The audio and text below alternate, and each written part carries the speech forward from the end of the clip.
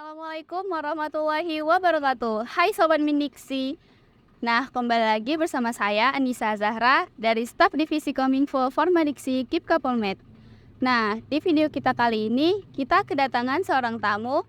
Beliau merupakan salah satu alumni dari Politeknik Negeri Medan, program studi Administrasi Bisnis, dan beliau juga merupakan salah satu mahasiswa penerima bantuan KIP Kuliah Politeknik Negeri Medan. Nah, kalau boleh tahu, siapa dong Kak namanya? Oke, baik. Terima kasih. Halo, Mindiksi. Perkenalkan, nama saya Terida Rona Lubis. Saya merupakan alumni dari program studi Administrasi Bisnis. Dan kebetulan semalam baru wisuda ya. Dan banget masih fresh gitu ya. Fresh graduate. Jadi, saya merupakan demisioner BEM Polmed.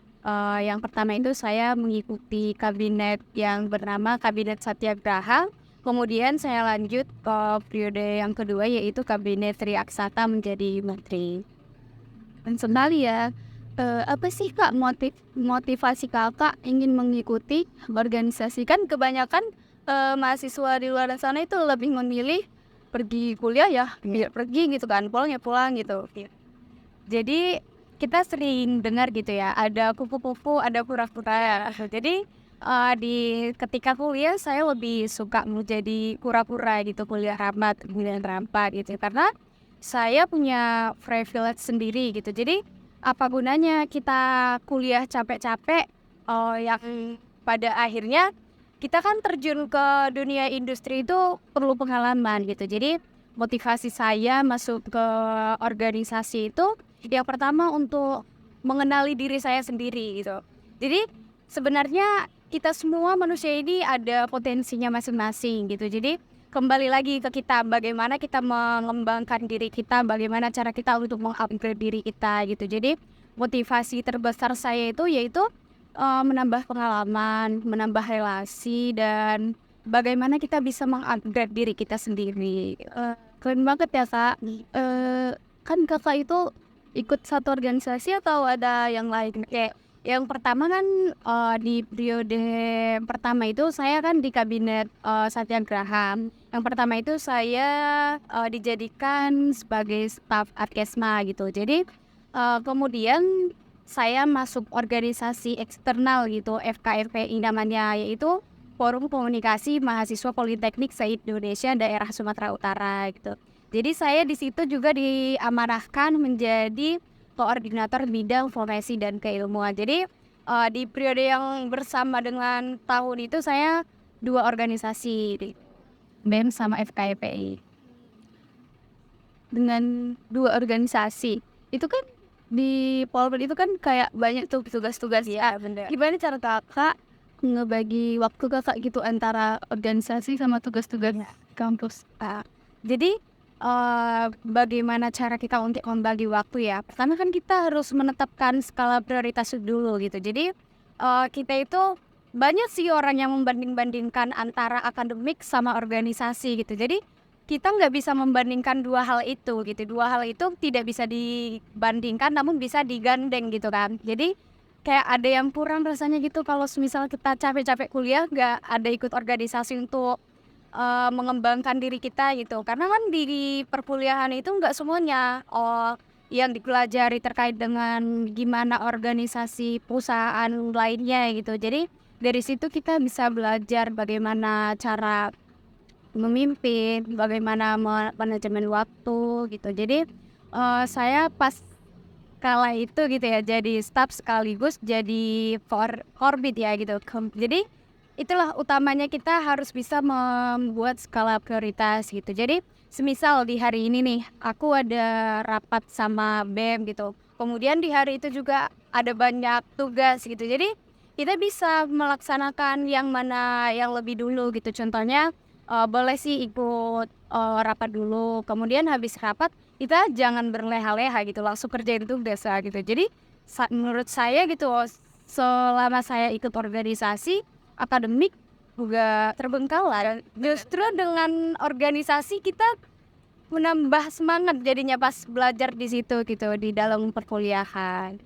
Gitu ya Kak. Ini selama Kakak ikut organisasi gitu kan, apa sih perbedaan Kakak sebelum ikut organisasi sama setelah ikut, kayak skill apa gitu yang udah terbentuk dari kakak ikut organisasi Intel?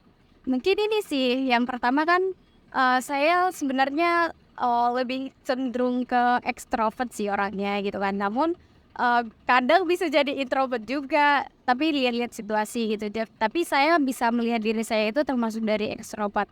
Dulu kan saya pernah di SMK itu ikut pramuka gitu ya. Jadi kayak ada yang kurang gitu kalau kita nggak ikut organisasi gitu. Pramuka gitu. Iya kan? Jadi kayak capek kali dari kampus pulang ke kos Kayak cuma pulang. gitu aja gitu. Jadi kayak nggak ada lah perkembangan kita gitu. Jadi setelah saya ikut organisasi, banyak sih yang berubah dari diri saya sendiri gitu. Itulah tujuan utama saya tadi kan masuk organisasi itu untuk mengenali diri saya sendiri, mengenali potensi saya gitu. Jadi setelah saya gabung di BEM lah gitu ya kan, saya merasa kemampuan leadership saya itu meningkat gitu. Dan kayak kita itu di organisasi itu belajar untuk empati gitu. Kayak kita itu bukan yang kita pikirkan itu bukan diri kita sendiri gitu, tapi untuk orang lain gitu. Coba kita lihat di organisasi kan prokerjanya itu nggak untuk kita gitu kan, tapi untuk halayak besar gitu kan. Jadi kita terlatih bagaimana bersifat empati terhadap semua manusia gitu. Dari kakak selama mengikuti organisasi, kira-kira ada nggak tantangan terbesar gitu, kayak sulit kali gitu kan kakak lewati, kayak mana ini gitu, itu gimana? Boleh pastinya, boleh deh, boleh. Pastinya kan semua orang ada tantangannya gitu. Kembali lagi bagaimana kita mengatasinya gitu. Sebenarnya tantangan itu terkadang kita yang terlalu takut dengan tantangan itu gitu. Padahal tantangan itu nggak terlalu berpengaruh lah untuk diri kita gitu. Jadi ketika saya ikut organisasi gitu, banyak lah kayak kendala, tantangan lah, rintangannya gitu untuk mencapai goals yang udah kita rencanakan gitu. Jadi kuncinya itu sebenarnya komunikasi. Jadi semisal nih di departemen saya gitu, di departemen saya memerlukan ini atau butuh bantuan ini, bisa aja kita kayak komunikasi sama atasan, sama departemen lain gitu untuk memecahkan masalah itu gitu. Jadi intinya itu kita harus komunikasi, jangan kendam sendiri. Contohnya kan di Permadiksi lah, nih saja contohnya jadi staf kominfo gitu. Ada kendala terkait dengan prokerja ini, nggak bisa sendiri yang ngerjain gitu kan, harus ada kerja sama tim gitu. Jadi dengan kita bersama bisa kita lewati sih rintangan itu. Sejauh ini rintangan yang kecil, yang sedang, sampai rintangan yang besar udah kita selesaikan. Ternyata selama ikut organisasi nih, kan ada tuh orang-orang di luar sana ngomong, ngapain sih ikut organisasi gitu. Pastinya menurut kakak itu seberapa penting sih organisasi di diri kakak gitu? Iya. Pertama saya dulu kan pertama kami masuk kuliah itu online ya. Dua semester kami online. Di semester 2 itu kami ada hybrid namanya gitu kan, 1 minggu online, 1 minggu offline. Jadi pas di semester 2 lah saya nyoba BEM gitu. Banyak sih yang nanya-nanya, ngapain sih masuk organisasi, ngapain sih masuk BEM gitu.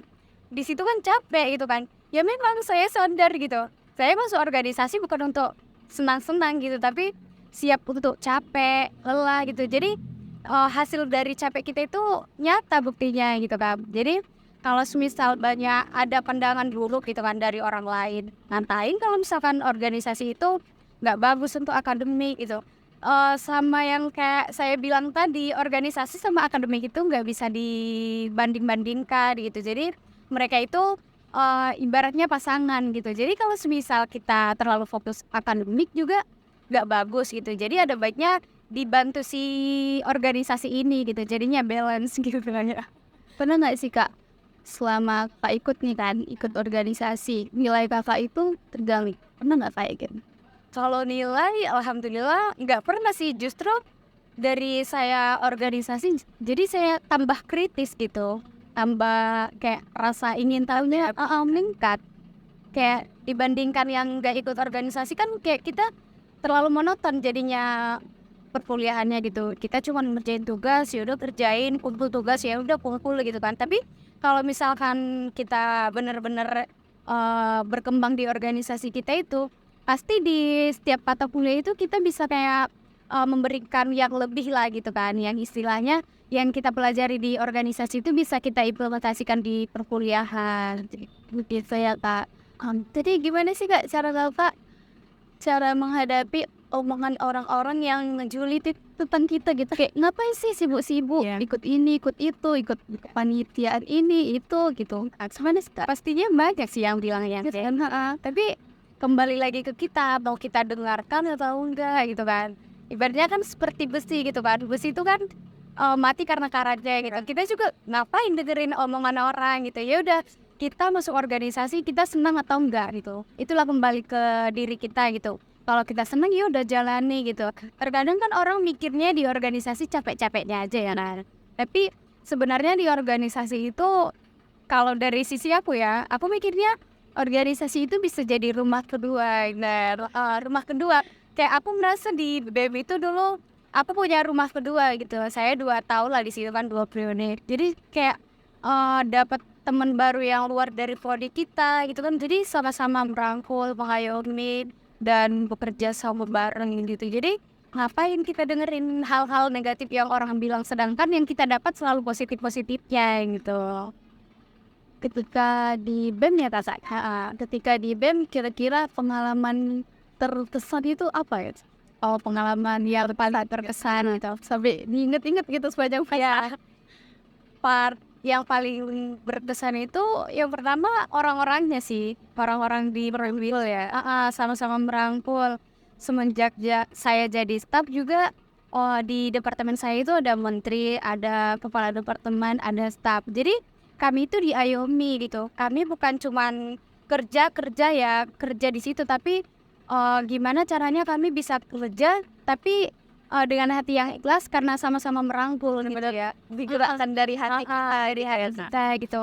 Ya itu sih kuncinya untuk kita yang berorganisasi. Kalau misal kayak ada yang ngejatuhin atau apa gitu, gak usah didengerin. Jadi buat aja motivasi di organisasi ini, aku dapat hal yang lebih yang gak kalian dapatkan gitu. Kalau boleh tahu motivasi dari Kakak sendiri itu apa? Motivasi itu sih motivasi saya masuk BEM gitu ya, masuk organisasi. Enggak sih, motivasi Kakak kayak mau jadi seperti sekarang ini. Jadi kayak kita kan kuliah tujuannya kerja ya. Kita kuliah itu untuk kerja. Jadi kebetulan kan saya di administrasi bisnis. Jadi dari SMK juga saya udah mendalami tentang perkantoran gitu. Saya jurusan perkantoran gitu. Jadi di perkuliahan ini saya dapat pelajaran-pelajaran terkait dengan perkantoran. Dan plusnya itu di organisasi kita tahu bagaimana lingkungan organisasi sebetulnya gitu. Jadi hal yang lebih, nilai lebih lah yang dari organisasi yang kakak dapatkan itu, yaitu pas ketika magang kemarin itu. Kemarin kan kami ada magang 3 bulan. Kebetulan saya magang di PT Pelindo Regional 1. Jadi kan semisal nih saya nggak ikut organisasi, pasti saya susah gitu kan bergabung di situ, memahami gitu, memahami kulturnya di situ gitu kan. Jadi pas saya masuk ke dalam PT Pelindo itu, saya masuk, kemudian saya amati gitu kan gimana lingkungan di sana gitu, bagaimana cara berbaur, bagaimana cara leadership kita ditunjukkan di situ gitu. Jadi kalaulah semisal saya nggak ikut organisasi, pasti saya nggak paham bagaimana terkait dengan kepanitiaan, bagaimana dengan manajemen organisasi sama acara gitu. Kebetulan kan saya di Pelindo itu di Departemen Hukum dan Humas. Jadi kami itu sering ada buat program gitu, program CSR. Jadi di situ ilmu yang dari organisasi itu dapat gitu, karena ada si humasnya gitu kan, ada yang ngurusin konsumsi, ada yang jadi MC gitu. Jadi membantu kali sih organisasi itu. Jadi lebih mudah kita pekerjaan nanti. Benar. Seandainya nih Kak, waktu itu bisa diulang, hal apa sih yang ingin Kakak tingkatkan gitu, kayak sebelumnya tuh aku kok kayak gini gitu, apa sih gitu? Mungkin karena udah 2 tahun ya, yang aku impikan, yang aku hayal-hayalkan di BEM itu udah dapet semua gitu. Mungkin kalau misalkan waktu bisa diputar lagi, mau kembali ke periode itu menikmati lagi itu sih. Karena euforianya tuh dapet gitu. Iya, keluargaannya dapet. Kita nggak cuman ketawa-ketawanya aja sama kawan organisasi kita gitu, tapi susah senang sama-sama gitu. Itu sih drill keluarga kedua. Hal yang buat yang yang menyemangati kakak gitu, kayak atau dukungan dari siapa gitu, kenapa nggak bisa semangat untuk menjalankan hari-hari gitu ya, akhirnya dari dukungan siapa sih? Pastinya kita sebagai seorang anak, lingkungan yang paling besar itu dari orang tua gitu kan. Tambah lagi orang tua saya itu support kalau saya masuk organisasi. Yang dulunya pas mau daftar BEM juga saya konsultasi lah ya kan, cerita, oh Pak mau masuk organisasi ini kerjanya ini. Ya udah nggak apa-apa, masuk aja biar bisa mengembangkan keterampilan diri gitu. Jadi berkat support dari mama bapak sih gitu sampai ke titik ini gitu. Itu benar-benar disupport dari awal gitu ya. Kira-kira nih ada nggak saran atau pesan untuk penonton nih? Oke, baik, mungkin pesannya singkat aja ya. Singkat Kayak jarum. Pesannya kepada teman-teman Mindiksi lah ya, Mindiksi Polmed, khususnya anak Polmed gitu. Jadi akademik sama organisasi itu tidak bisa dibandingkan. Jadi mereka itu bisa bergandengan lah, saling melengkapi gitu. Jadi kita itu tidak bisa nggak muluk-muluk ya di akademik itu, di pembelajaran tunggal kita itu nggak semuanya kita dapat gitu. Jadi kita perlu juga mendapat pengalaman atau pelajaran lah di organisasi gitu. Jadi manfaatkanlah waktu yang kalian punya gitu, karena kita punya porsinya masing-masing ya. Ada yang 3 tahun, ada yang 4 tahun. Kembali lagi ke kitanya sendiri. Kalau misalkan kita memanfaatkan momen-momen perkuliahan itu pasti enak. Nah, baru pesan kakak untuk diri kakak sendiri ke depannya itu gimana gitu? Untuk saya sendiri ya, mungkin sejauh ini udah banyak terima kasih sih untuk diri sendiri.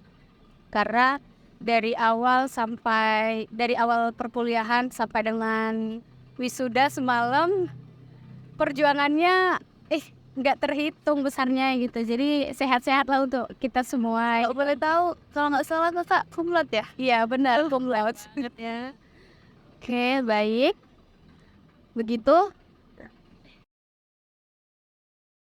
Wah, keren sekali ya cerita pengalaman dari Kak Tarida tadi. Dapat disimpulkan bahwa antara akademik dan organisasi itu tidak bisa kita bandingkan gitu. Jadi harus disandingkan, dibarengin gitu berjalannya. Nah, untuk kamu mahasiswa di luar sana, sebisa mungkin carilah banyak pengalaman di organisasi manapun, karena di dunia pekerjaan nanti kita akan dihadapi banyak masalah, banyak problem-problem yang harus kita lewati. Maka dengan kita mengikuti organisasi, kita dapat kayak mudah gitu menjalankannya. Baik, mungkin sampai di sini saja pertemuan kita pada hari ini. Sampai jumpa di pertemuan kita selanjutnya. Bye, Sobat Mindiksi.